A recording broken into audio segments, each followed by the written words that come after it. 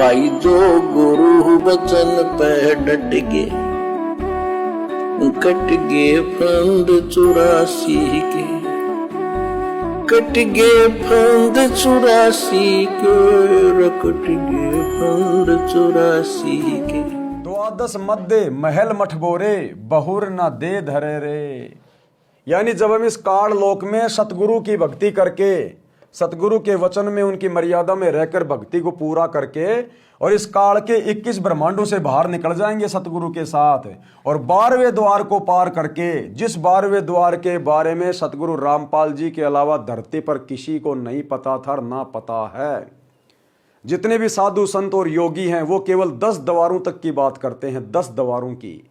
12वें द्वार का, 11वें द्वार का यहां किसी को पता नहीं। तो सतगुरु की सच्ची भक्ति करके हम इन 10 द्वारों को पार करके, यानी काल के 21 ब्रह्मांडों को पार करके, और फिर अक्षर पुरुष के 12वें द्वार को पार करके फिर हम शतलोक चले जाएंगे सतगुरु के साथ। उस अमर लोक में चले जाएंगे जो यहां से लाखों करोड़ों गुना ज्यादा सुखमय है। द्वादश मध्य महल मठ बोरे, बहुर न दे धरे रे। सरलार्थ श्रीमद् भगवत गीता अध्याय 15 श्लोक 4 में कहा है कि तत्व ज्ञान की प्राप्ति के पश्चात, कौन से ज्ञान की प्राप्ति के पश्चात? तत्व ज्ञान की। तत्व ज्ञान सतगुरु के पास है, धरती पर और किसी के पास नहीं है। परमेश्वर के उस परम पद की खोज करनी चाहिए, यानी उस सतलोक की खोज करनी चाहिए, उस सुख स्थल की खोज करनी चाहिए जहां जाने के पश्चात भगत लौटकर संसार में कभी नहीं आते।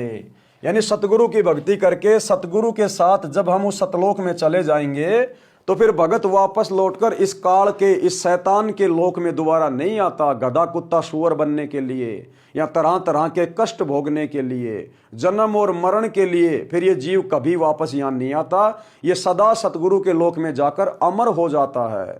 वहां फिर हमारी मृत्यु नहीं होती, केवल एक बार जन्म होता है और हम युवा होते हैं, उसके बाद हम कभी बूढ़े नहीं होते, हम कभी मरते नहीं। वहाँ हमने कोई काम धंधा नहीं करना है, वहाँ कोई लड़ाई झगड़ा राग द्वेष ईर्ष्या नहीं है, चोरी जारी छल कपट नहीं है, और अखंड सुख है, अखंड सुख।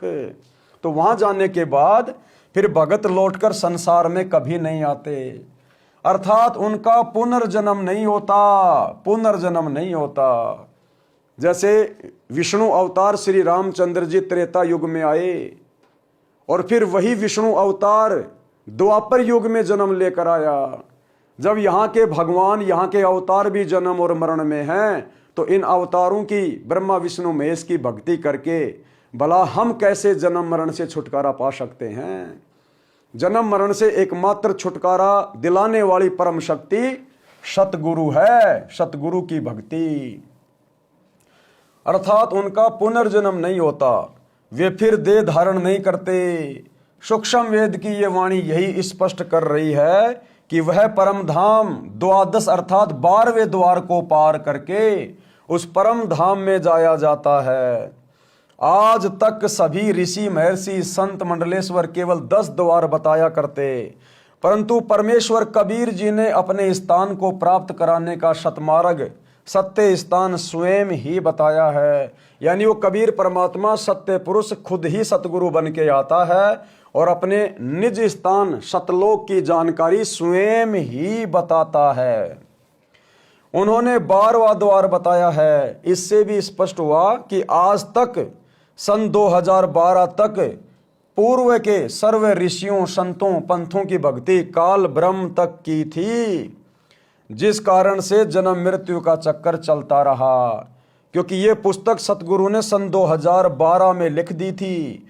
तो सतगुरु कह रहे हैं कि जब ये पुस्तक पढ़कर आपको जानकारी होगी तो पता चलेगा कि 2012 तक पहले के जितने भी ऋषि संत और पंथ हैं उनमें किसी के पास भी सत भक्ति नहीं है, केवल काल की भक्ति तक का ज्ञान है, और काल की भक्ति से जन्म मृत्यु का चक्कर सदा चलता रहेगा। भाई जो गुरु बचन पे डट गे, कट गे फंद 84 के, कट गे फंद 84 के, कट गे फंद 84 के।